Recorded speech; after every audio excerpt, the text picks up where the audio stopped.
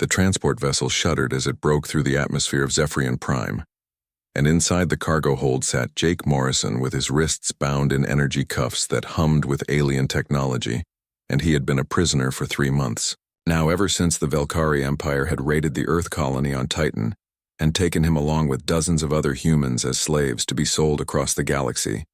and the memory of that day still haunted him with the screams of his friends and the blinding flash of plasma weapons and the cold laughter of the Velkari soldiers as they dragged him onto their ship. The other humans in the cargo hold looked defeated and broken, and their eyes held no hope anymore, and some had been prisoners for years, and they whispered stories of the terrible fates that awaited them on the slave markets of the outer worlds. And Jake listened to these stories and felt his own hope fading.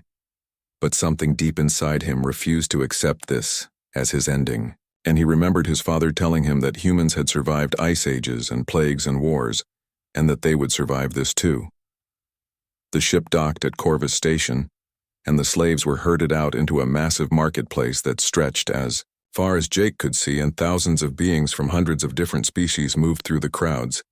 and some were buyers looking for cheap labor, and others were traders selling exotic goods, and the air smelled of strange spices and burning metals and something else that Jake could not identify,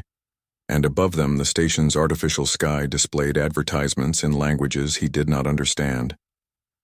Lady Valara stood in the shadows of a merchant stall watching the slave auction with disgust written across her beautiful features, and she was nothing like the humans had imagined aliens would be,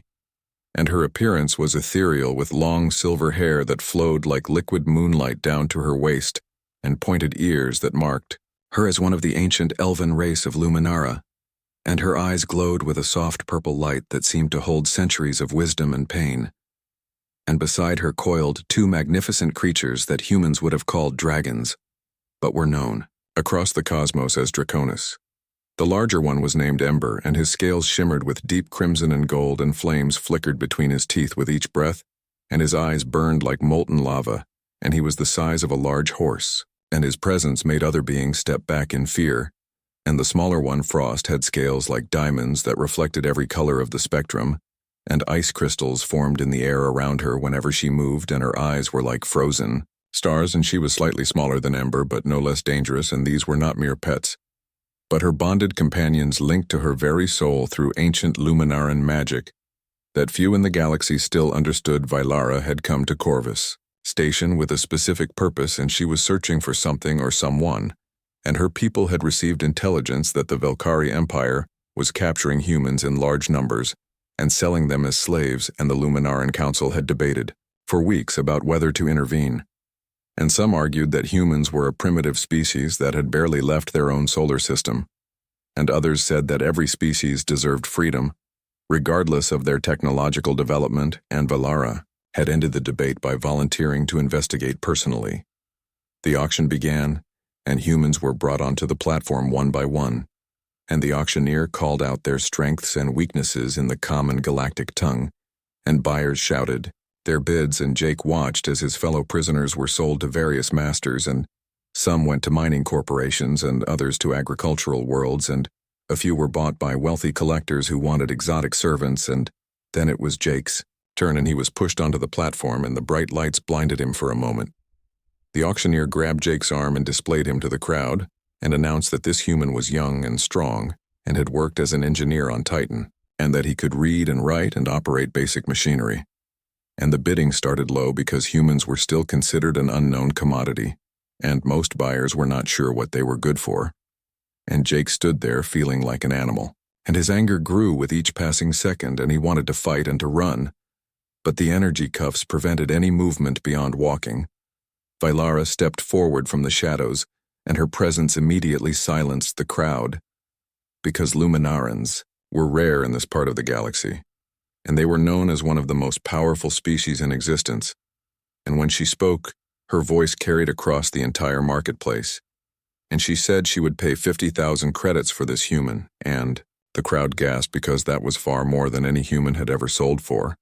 And the auctioneer stammered and asked if she was certain, and she fixed him with a gaze that made him shrink back and repeated her offer. No one dared bid against a Luminaran, and Jake was sold to Valara within seconds, and she approached the platform and looked directly into his eyes, And Jake saw something there that he had not expected, and it was not cruelty or hunger for power,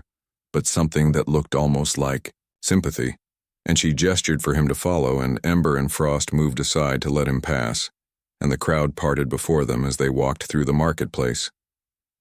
They boarded Vylara's ship, which was unlike anything Jake had ever seen, and the walls seemed to be made of living crystal that pulsed with soft light, and the corridors were wide and decorated with flowing patterns that reminded him of wind and water, and Ember and Frost moved through the ship as if they owned it and left, small traces of fire and frost wherever they stepped, and Vylara led Jake to a small room, and with a wave of her hand the door opened. Inside was a comfortable bed and a table with fresh food and a window that looked out into space, and Jake stared at all of this in confusion, because slave quarters were supposed to be cramped and dark, and Vylara watched his reaction, and then she said in halting English that she had been learning your accommodations, and you will eat and rest, and tomorrow we talk, and her accent was strange, but Jake understood her, and before he could ask any questions she left and the door closed behind her. Jake sat on the bed, and his mind raced with questions, and why had she paid so much for him? And why was she treating him with kindness, and what did she want from him? And he looked out the window at the stars and thought about Earth, and about whether he would ever see his home again. And exhaustion finally overtook him, and he fell asleep still wearing the energy cuffs in her private quarters. Vylara sat in meditation with Ember and Frost curled around her, and she reached out with her mind and touched the bond she shared with her dragons, and through their eyes she could see what they had seen, and feel what they had felt, and Ember showed her the anger and defiance in Jake's eyes, even when he stood on the auction platform, and Frost showed her the deep sadness and loneliness that surrounded him like a cold mist, and Vylara understood both emotions well because her own people had experienced them long ago. She remembered the stories her grandmother had told her about the centuries when Luminarans had been slaves to the Velkari Empire, and how they had been treated as lesser beings, and forced to work in terrible conditions, and how they had finally risen up with their Draconis companions, and fought a war that lasted 50 years, and won their freedom at a terrible cost, and the scars of that time still marked Luminaran culture, and they had sworn never to let another species suffer the same fate if they could prevent it. Vylara opened her eyes and made a decision, and she would not keep Jake as a slave, and she would train him and teach him, and when the time was right, she would help him free his people, and the galaxy would learn that humans were not weak and that they deserved their place among the stars. And Ember rumbled in agreement, and Frost's scales chimed like bells, and together they would change everything.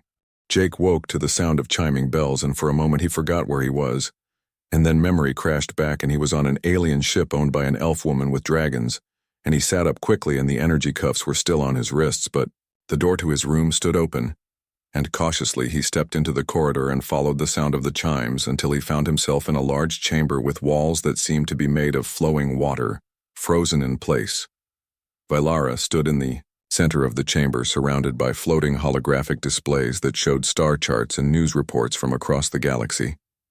And Ember lay near her feet with smoke drifting from his nostrils, and Frost perched on a crystalline stand grooming her diamond scales. And when Vylara noticed Jake, she dismissed the displays with a gesture and turned to face him, and her purple eyes studied him carefully before she spoke. "Good morning, Jake Morrison, and I hope you rested well. And today we begin your education, because you cannot be useful to me or to yourself if you remain ignorant of this galaxy." And she gestured for him to sit on a cushioned bench near the wall, and Ember lifted his massive head to watch Jake with eyes that gleamed with intelligence that seemed almost human. And Jake sat down carefully, keeping his distance from the dragon, and Vylara smiled slightly at his caution. She began by teaching him the basics of galactic society, and explained that there were thousands of intelligent species spread across millions of worlds, and that they were organized into various empires and federations and alliances. And the Velkari Empire was one of the largest and most brutal, and they had built their power on conquest and slavery, and they saw other species as resources to be exploited, and humanity had been unlucky enough to attract their attention when Earth's colony ships had ventured beyond the solar system. The Luminarans were different, and Vylara explained that her people valued freedom above all else because they had once been slaves themselves, and centuries ago, The Velkari had conquered Luminara and enslaved her ancestors and forced them to work in mines and factories and forbidden them from practicing their magic or bonding with Draconis, and for 300 years the Luminarans had suffered, until finally a group of rebels had discovered ancient texts that taught them how to hide their magical abilities and secretly bond with dragons. The rebellion had started small, but it grew, and more Luminarans bonded with Draconis and learned to channel their combined power. And when they finally rose up, the Velkari had not been prepared for the fury of magic and dragonfire working together, and the war had been long and terrible, and millions had died on both sides. But eventually the Luminarans had won their freedom and driven the Velkari from their worlds. And since then, they had sworn to help other enslaved species when they could. Jake listened to all of this with growing understanding, and he asked why she had bought him specifically when there were dozens of other humans at the auction. And Vylara was quiet for a moment, and then she said that she had seen something in his eyes that reminded her of the first Luminaran rebels, and a refusal to accept defeat, even when everything seemed hopeless, and she believed that humans had the same potential for greatness that her people had discovered in themselves, and that given the right knowledge and training they could free themselves from the Velkari. But first Jake needed to learn, and Vylara spent the next several hours teaching him the common galactic tongue, and the language was complex with sounds that human vocal cords struggled to produce, but Jake worked hard and repeated phrases until his throat hurt, and Vylara was patient and corrected his pronunciation and encouraged him when he became frustrated, and Frost watched the lessons with curious eyes and occasionally made small chirping sounds that seemed like laughter. When Jake mispronounced a particularly difficult word, Ember remained more aloof. But Jake noticed that the dragon was always watching and always aware of everything happening in the room, and once when Jake stumbled and nearly fell, Ember's tail moved to block his fall without Vylara saying anything, and Jake realized that the dragons were far more intelligent than they appeared, and that they understood everything being said even if they could not speak. After the language lesson, Vylara led Jake to another chamber that was clearly a training room, and the floor was covered with soft mats and weapons hung on the walls, and training dummies stood in neat rows, and she explained that knowledge alone would not free humanity, and that they would also need warriors. And she asked if Jake had any combat training, and he admitted that he had taken basic self-defense classes on Earth, but nothing serious, and Vylara nodded and said they would start with the basics. She moved with a grace that seemed impossible, and showed Jake basic stances and blocks and strikes, and her movements flowed like water,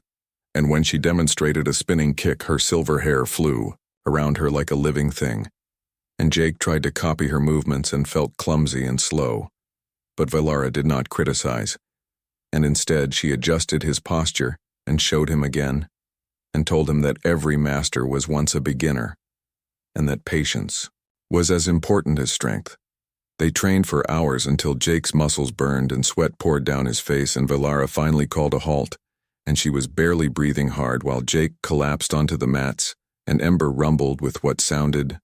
like amusement. And Frost hopped down from her perch and walked over to Jake and gently touched his shoulder with her snout. And suddenly a wave of cool energy flowed through him, and his exhaustion faded, and his muscles stopped aching, and he stared at the dragon in amazement.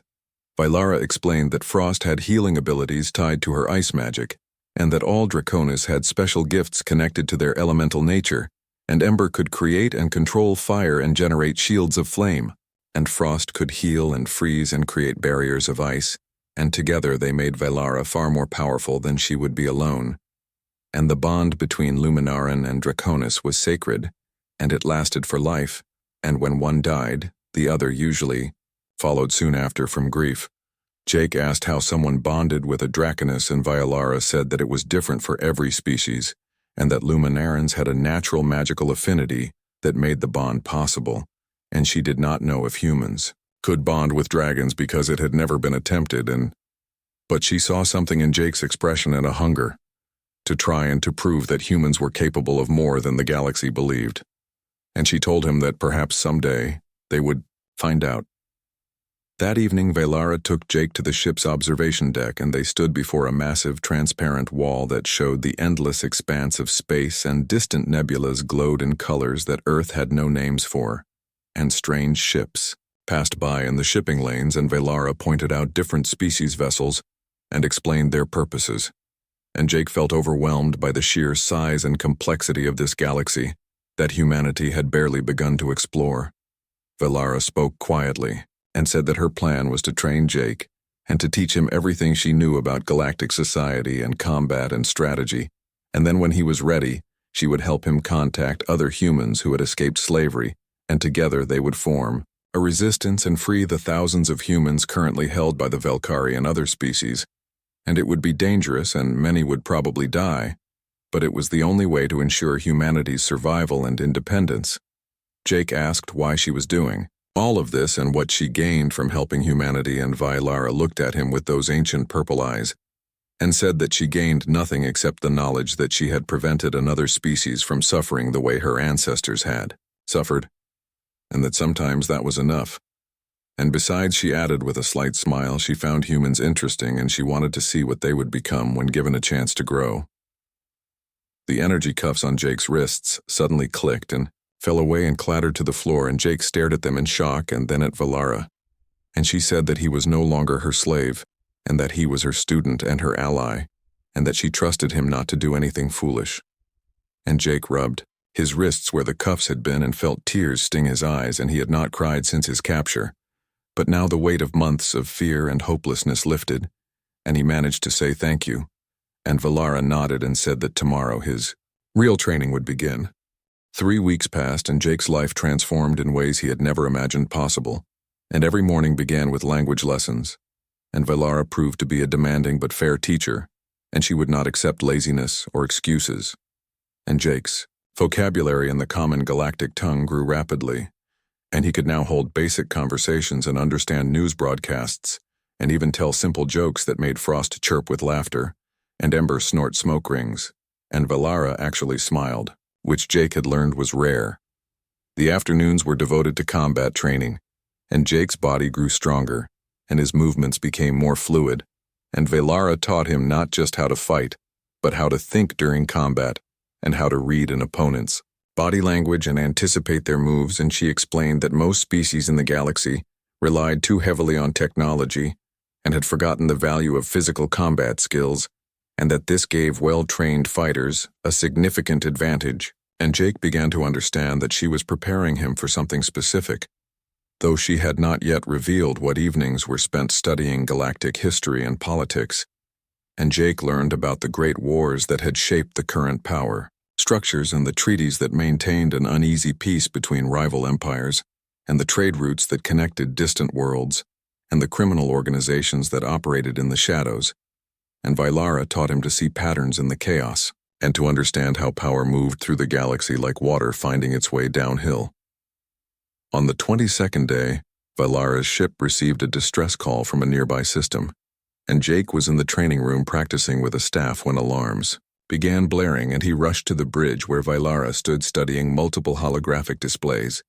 and her expression was grim, and Ember and Frost were already alert with flames and frost dancing around them. And Velara explained that a civilian transport carrying refugees from a war-torn world was under attack by pirates. Jake asked if they were going to help, and Velara looked at him with those piercing purple eyes and said that she always helped when she could, but that this time would be different because Jake would be helping too, and his training was about to become very real, and Jake felt his heart race with a mixture of fear and excitement, and he nodded and said he was ready, and Velara told him to gear up and meet her in the deployment bay. The deployment bay was a large chamber filled with equipment and weapons, and Velara handed Jake a set of light armor that adjusted to fit his body, and a plasma pistol and a combat knife, and she showed him how to check the weapons charge and how to switch between stun and lethal settings.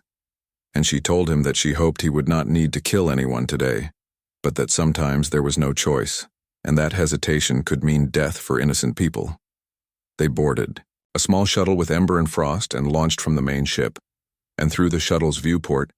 Jake could see the refugee transport in the distance and 3 smaller pirate vessels circling it like sharks, and the pirates were firing on the transport's engines trying to disable it, so they could board and steal whatever valuables the refugees carried, and probably take some of the refugees themselves to sell as slaves. Velara piloted the shuttle, with expert precision and spoke calmly into the communication system, identifying herself and demanding that the pirates stand down,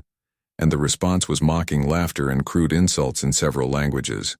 And one pirate captain said that a single Luminaran did not scare them, and that she should mind her own business.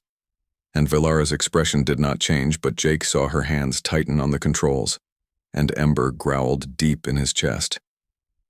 The shuttle accelerated toward the nearest pirate ship, and Valara explained her plan quickly, and she would board the pirate vessel with Ember, while Jake and Frost would go to the refugee transport and help defend it against any pirates who tried to board, and Jake protested that he should stay with her where he could help. But Valara said that the refugees needed protection, and that she trusted him to provide it, and that Frost would keep him safe, and the dragon chirped in agreement. They came alongside the pirate ship, and Valara did something impossible, and she raised her hands, and purple energy flowed from her fingers and created a bridge of solid light between the shuttle and the pirate vessel. And she and Ember crossed this bridge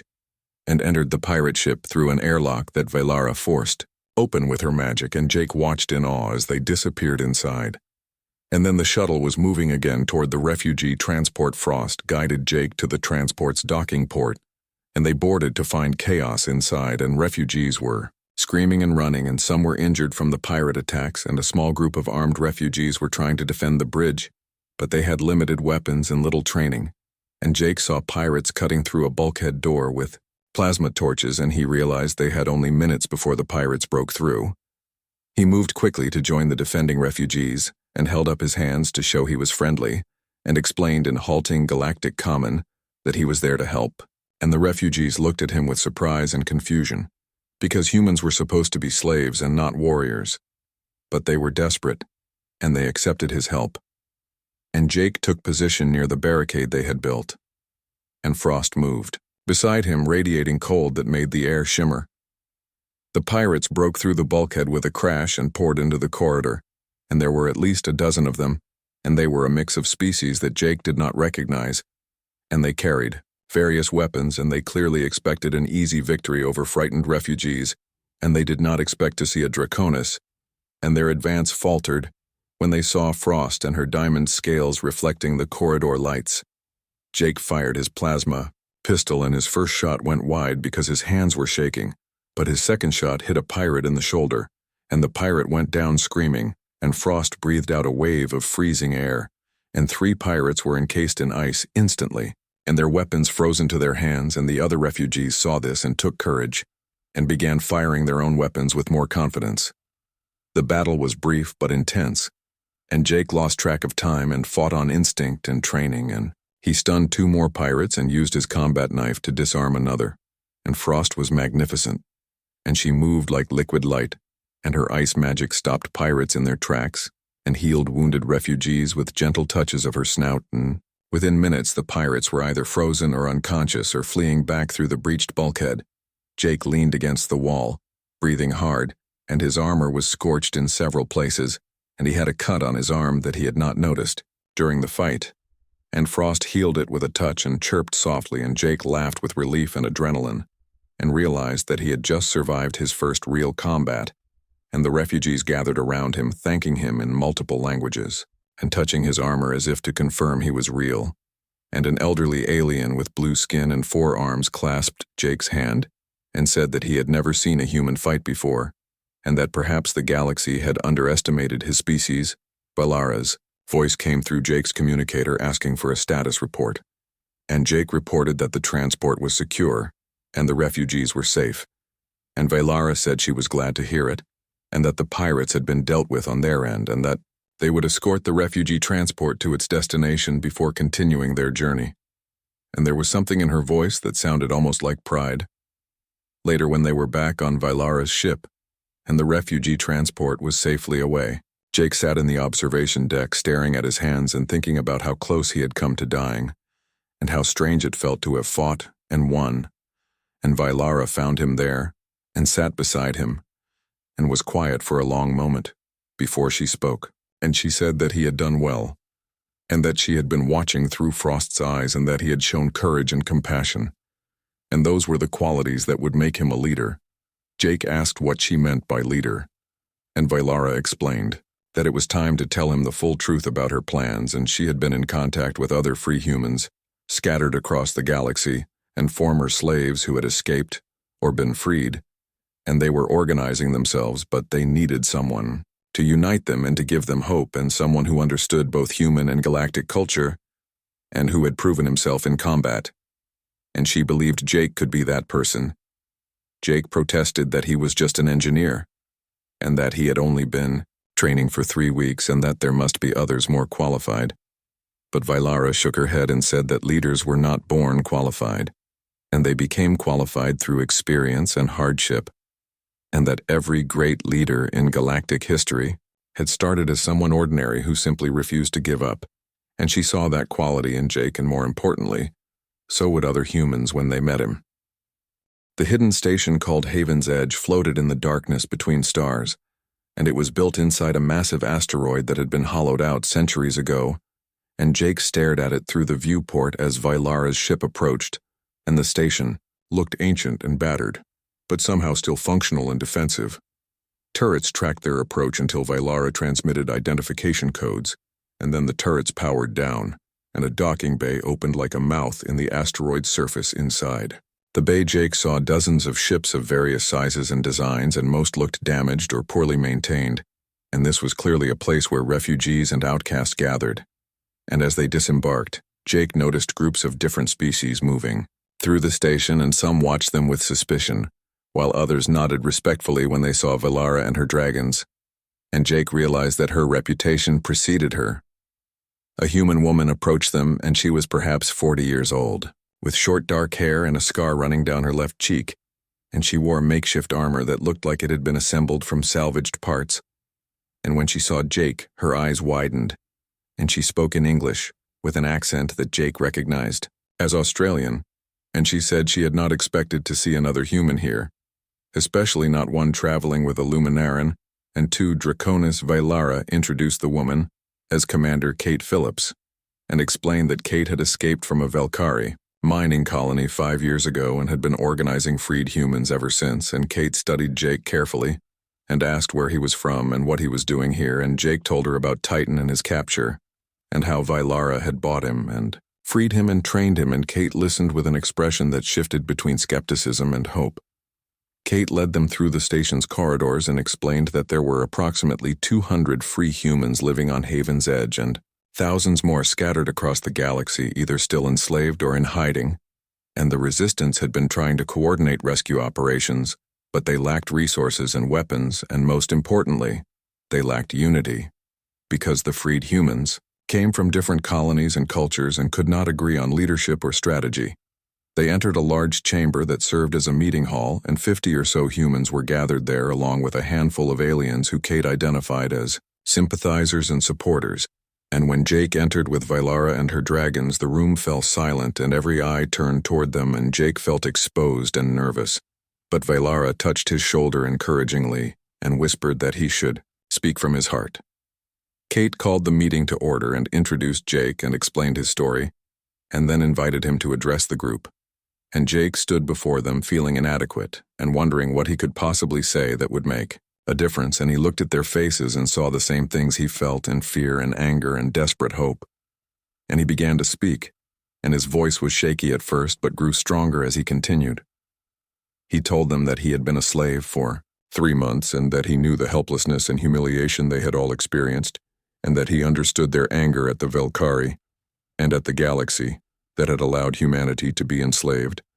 But he also told them that anger alone would not free them, and that they needed to be smart and organized and united, and that they needed to show the galaxy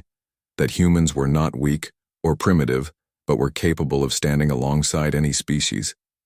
Some in the crowd muttered agreement, while others looked doubtful, and one man stood up and challenged Jake, asking what qualified him to tell them what to do when he had been free for less than a month, while some of them had been fighting for years. And Jake acknowledged this and said the man was right, and that he did not claim to be more experienced or more qualified, but he had something they needed.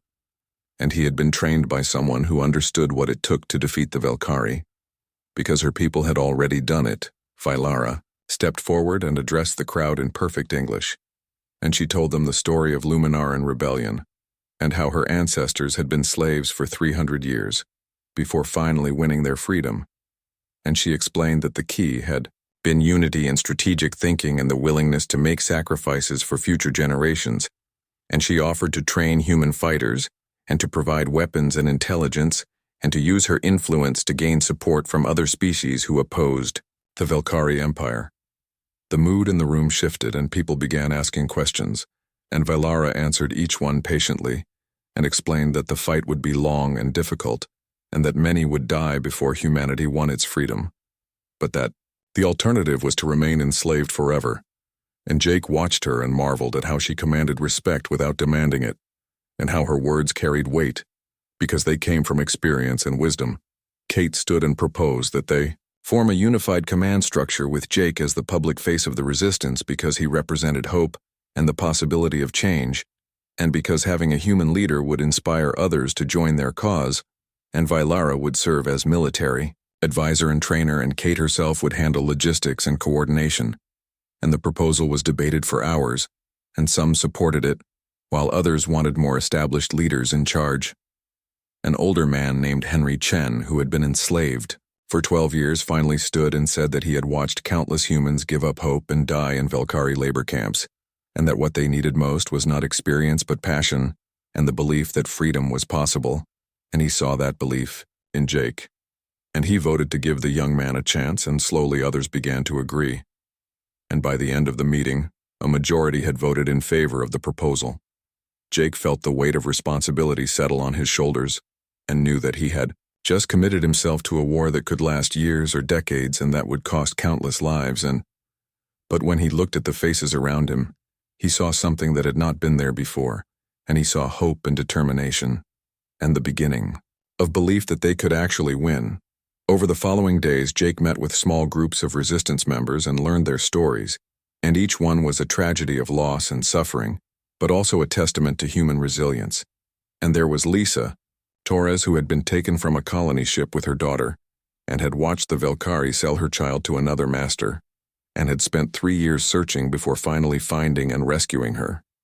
And there was Peter Wang, who had led a slave uprising on a Velkari factory world and freed 200 humans before escaping. And there was Maya Johnson, who had been a doctor on Earth and now treated wounded resistance fighters with whatever medical supplies she could scavenge.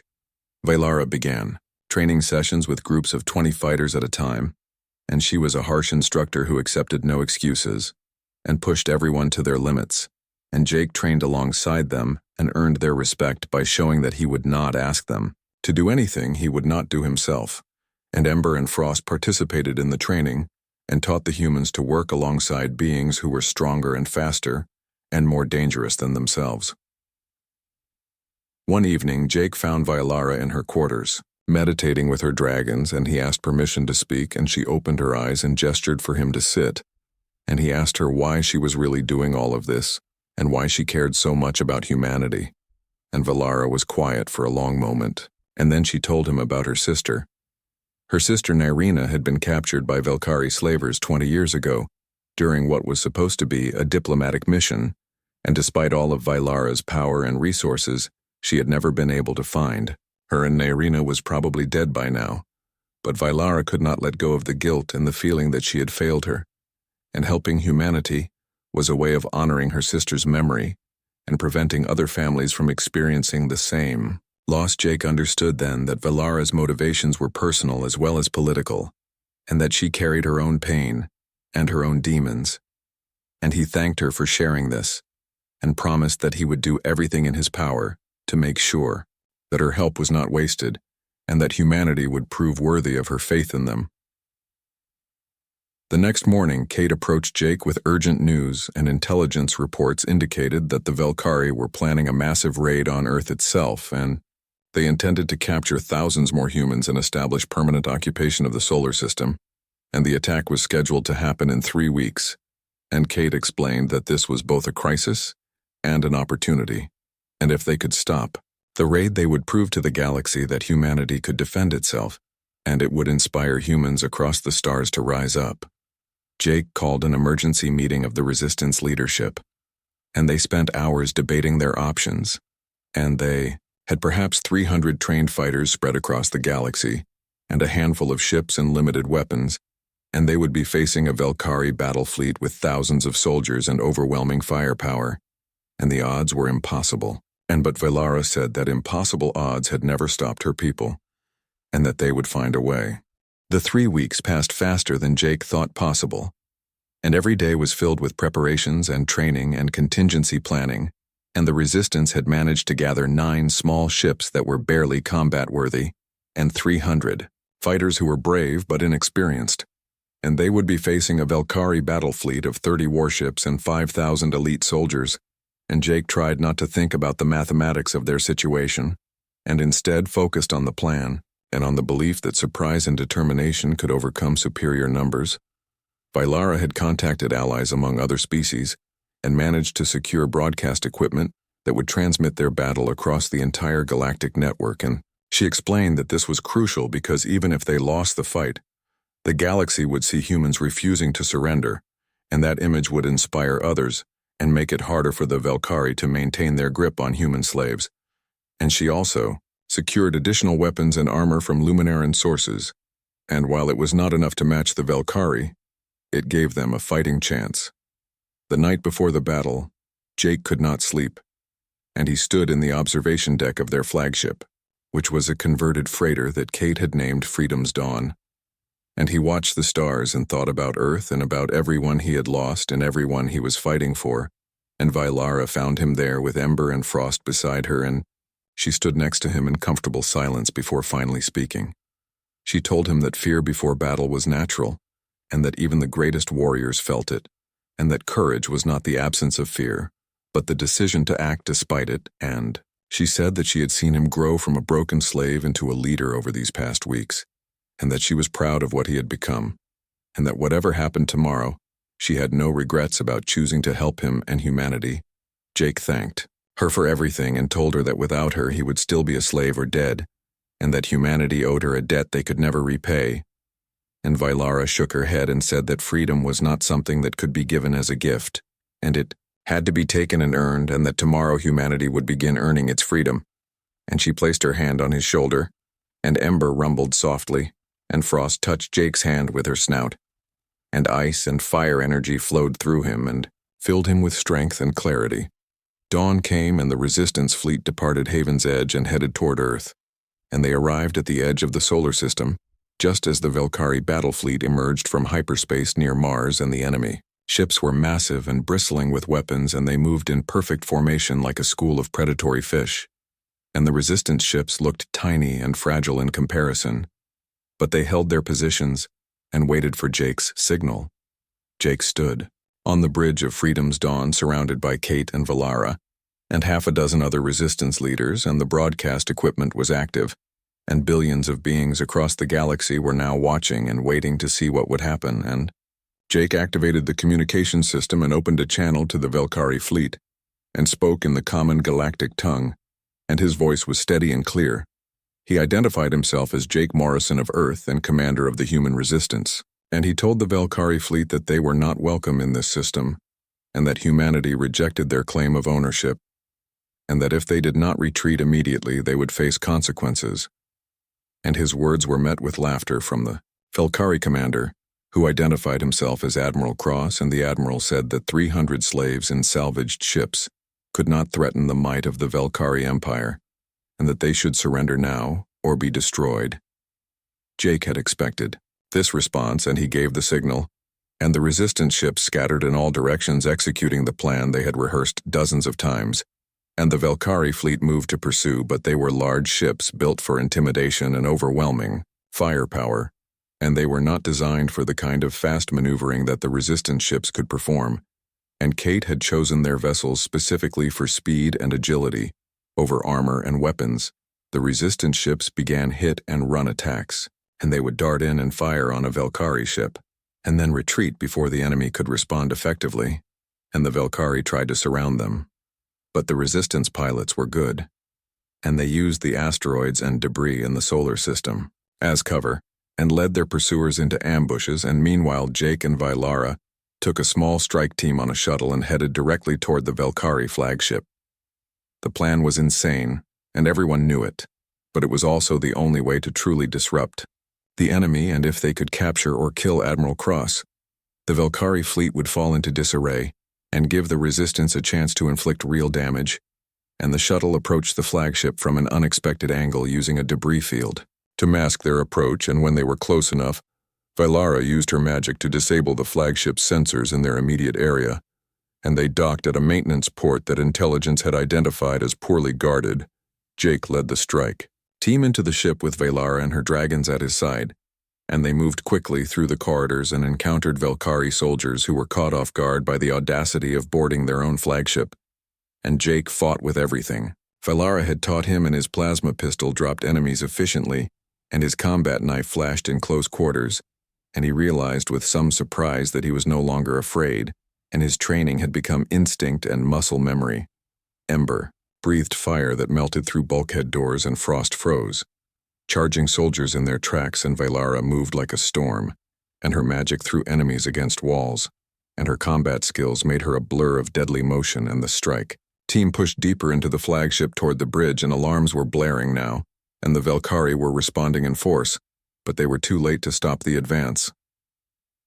They reached the bridge to find Admiral Cross and a dozen elite guards waiting, and the Admiral was a massive being nearly 8 feet tall with armored skin and multiple arms, and he carried weapons that hummed with lethal energy, and he looked at Jake with contempt and said that humans were insects, and that he would crush this rebellion and make an example of Earth that would be remembered for centuries. Jake stepped forward and said that the Admiral was welcome to try, and the battle erupted, and it was the hardest fight of Jake's life. And the elite guards were trained, warriors with advanced technology, and they fought with coordinated precision, and Jake took a plasma bolt to his shoulder that sent him spinning, and another to his leg that made him stumble, and he could feel blood running down his side, and knew he was badly hurt, but he kept fighting, and Vylara was beside him. And Ember's flames and Frost's ice created barriers that protected them and gave them time to recover, and the strike team fought with desperate courage, and slowly they pushed the guards back, and Jake found himself face to face with Admiral Cross. And the Velkari commander swung a massive energy blade that would have cut Jake in half, but he ducked under it and drove his combat knife into a gap in the Admiral's armor, and the blade went deep, and the Admiral roared in pain. And Rage Vylara hit the Admiral with a blast of purple energy that sent him crashing into his command chair, and the remaining guards hesitated in seeing their leader injured, and Jake shouted for them to surrender, and that this battle was being broadcast across the galaxy, and that they had already lost even if they killed everyone on this bridge. And one by one the guards lowered their weapons, and Admiral Cross slumped in his chair, bleeding and defeated. Jake activated the ship-wide communications and announced that Admiral Cross had been captured, and that the Velkari fleet should stand down, and the response was chaos, and some Velkari captains wanted to continue the fight, while others recognized that their position had become untenable, and that the entire galaxy was watching, and that destroying Earth now would turn them into villains in the eyes of billions and make it impossible to maintain their slave trade. Kate's voice came through Jake's communicator,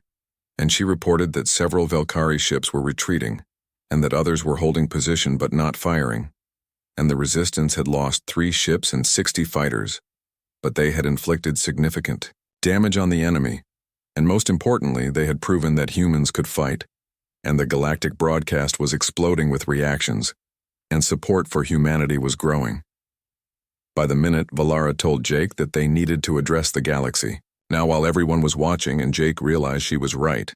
and he activated the broadcast system and spoke while still standing on the bridge of the captured flagship, with Admiral Cross bound and defeated behind him and Ember and Frost flanking him like guardians. He said that today humanity had shown the galaxy that they would not accept slavery, and that they would fight for their freedom no matter the cost, and he called on all humans everywhere to rise up and resist their captors, and he called on other species to support humanity's struggle, and to remember that the Velkari had enslaved many races throughout history,